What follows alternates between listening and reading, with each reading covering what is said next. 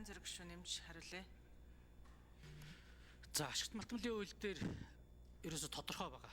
Уулуурхаан бүтээгдэхүүнийг экспортод гарвал буюу гадагшаа экспортлж байгаа тохиолдолд олон улсын зах зээлийн үнээр за биржийн бүтээгдэхүүний тухай хууль гарсан, уулуурхаан биржийн бүтээгдэхүүний хууль гарсны дагуу биржээр зарагдсан тухайн өдрийнх нь зарагдсан үнээс нь 5% амнатаа аваарай л гэж үнэ байгаа. Гэтэл энэ хоёр аргачлал нь өнөөдөр хүчин төгөлдөр байгаа мөртлөө байхгүй дүүцүүлэн тооцох аргачлалыг гаргаж ирээд биржээр 25% зарч байгаа.